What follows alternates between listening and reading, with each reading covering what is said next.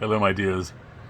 A few words for those of you who weren't able to attend the Zoom meeting yesterday, or didn't want to attend the Zoom meeting yesterday for whatever reason, when I hoped to give you a few words about the other two Georg Büchner plays that we're reading. So forgive me if I'm repeating myself for those of you who were there yesterday. But I hope you'll find the strange exhilaration that is there in reading Büchner's words. When you move from the great panoramic scene of the French Revolution, with all its curious reflections on reality itself, as well as on politics, you move rather astonishingly to a comedy which takes the heart of, let's say, Danton's concern about the value of reality in and of itself, turns it on its head and makes a comedy out of it. It's actually very funny when performed. I'm not sure whether that will be manifest at all when you read it. It's actually extremely amusing, and the Prince, Léonce, and his sidekick, Valerio, are a wonderful double act. Valerio is just hilarious. It's never clear from the play whether he just arrives in Léonce's life at the beginning of the play, quite by chance, and hangs around to become the prince's sidekick. And they both set out, as Germans have been wont to do since Germany existed, for Italy. Italy, the great South. Italy, the great dream of all Germans. And of course it's quite difficult. They keep knocking into borders because of the tiny principalities of which Germany was composed at the time. And Büchner makes a delicious satirical bread out of that particular dough.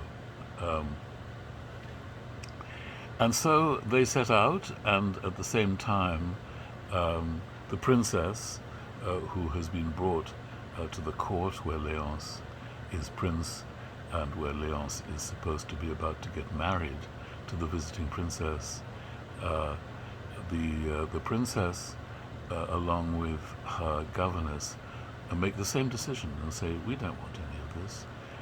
We want to be on the road. We want to live life in all its abstraction, where we can contemplate the wonderful poetic images that Büchner conjures up of sunbeams falling asleep on blades of grass as the day wanes. Wonderful natural images, and just a glorious effervescence of poetry that you can find in Danton's Death. But here in Léonce and Lena, it's given full rein. And so you've got a very simple comic shape. The prince is due to marry, and his bride has been chosen, but he doesn't want any such thing, and he goes off on the road with a companion, and the princess does the same, and lo and behold, they meet and find in each other the person that they have always been looking for.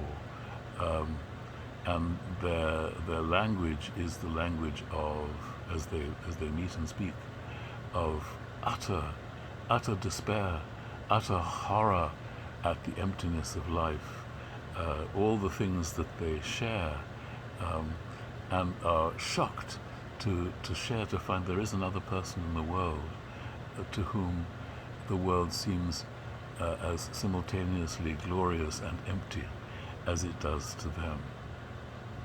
So they have found each other, and they return home to their intended kingdom, and they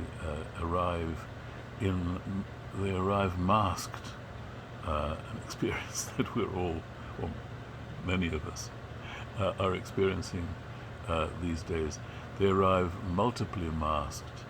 I in fact have to go on a trip to the city tomorrow, and my youngest daughter is very anxious that I should wear at least 2 masks. So I'm put in mind of Léonce and Lena, who arrive for their wedding so much masked that they take one mask off after another, and beneath each face there is another face, which takes us to one of the riffs in the play about people as automata. And eventually off comes the final mask, and to King Peter's delight, there is his son. And there is Lena, his intended wife, and so all is complete. And being a comedy, it has an exquisite happy ending in which Léonce's sidekick Valerio declares himself to be the prime minister of this teeny-tiny kingdom, and declares that the future will consist of exquisite weather, exquisite fruit, exquisite idleness.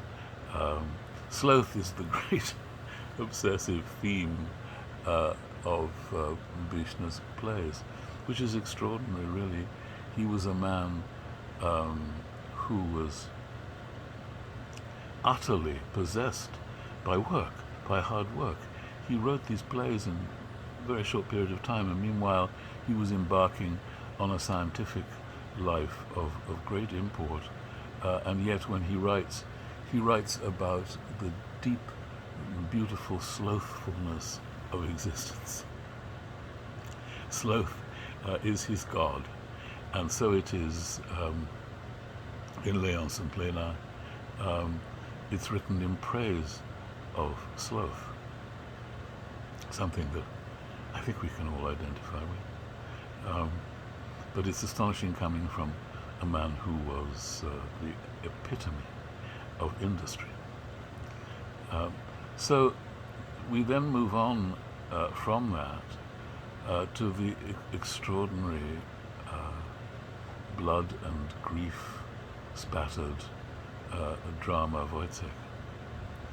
And again, BUECHNER has turned everything on its head, so that WOYZECK is the tragic, the horrific, tragic underbelly of Léonce and Lena, the comedy. It has, as a play, something of Danton in it, in its despair, in its relentless trajectory towards death, which in Danton's death is the guillotine. But here, it's a brutal domestic murder. And so much satire is contained in this piece, which has rendered it fascinating to 20th and 21st century directors and actors.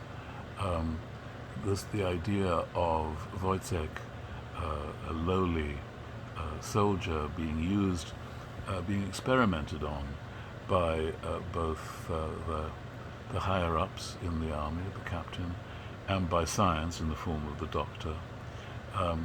And he's already perhaps a little crazy, and the regimes, the routines that his masters have him on is driving him ever crazier.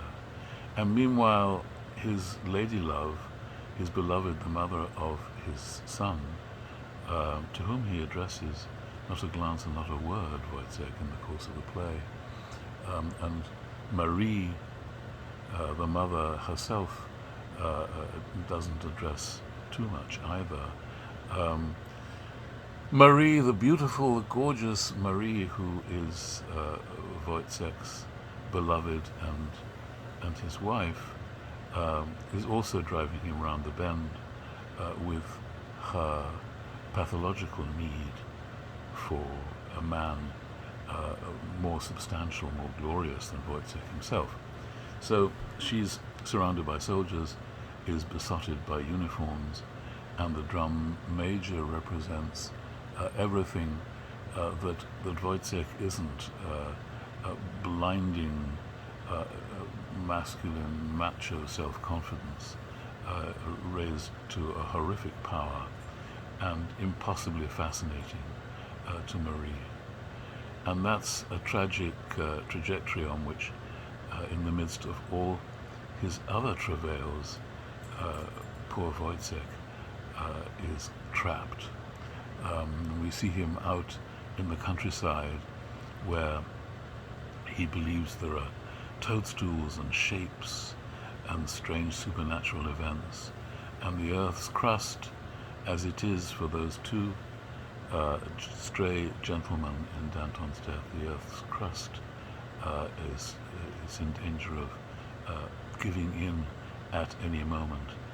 And whether Woyzeck's madness comes from within him, born to it, or whether it's the circumstances in which he's living, or the pressure that is on him, the diet of peas and the other regimes that he's on, which have turned him, as the captain says at one point, into a bear, a naked razor running through the world.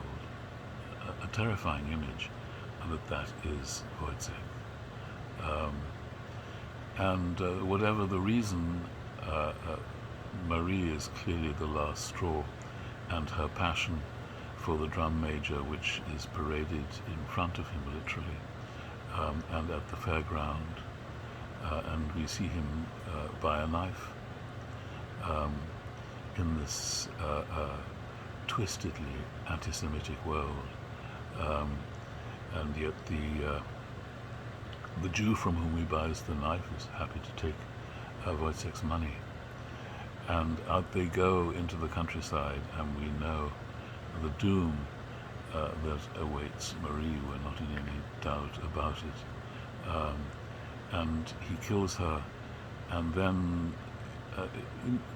insanely, really no longer in control of his sanity at all, goes back into the town covered in blood, and then once more back out into the countryside to find the knife again, and to get rid of the knife, and to wander out into the waters, into the lake after it, deeper and deeper and ever deeper. It's utterly horrible and frightening and inexorable, and it feels inevitable. It has a tragic power and a tragic impulsion that few plays have.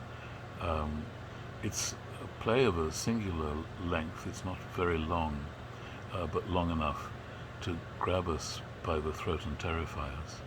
And it has been on the stage ever since it was first performed in the early 20th century. It's become an object of fascination for all producers. The terrifying image of a heartless society with mechanical ideas of humanity and of the organic. The horse in the fairground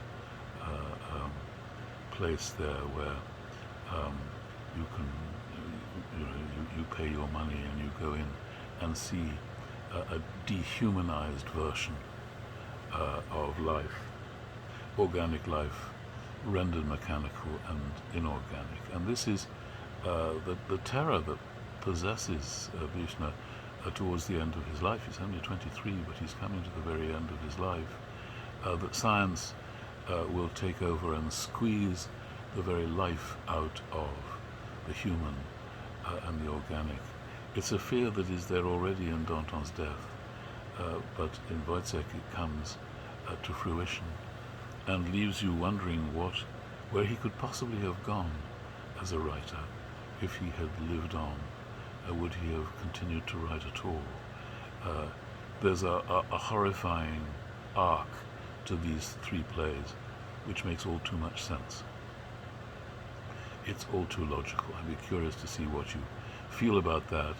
I will ask a few questions in the quiz pertaining to that arc of his work. So good luck, and I hope you experience the unique thrill of Büchner's writing. Bye now.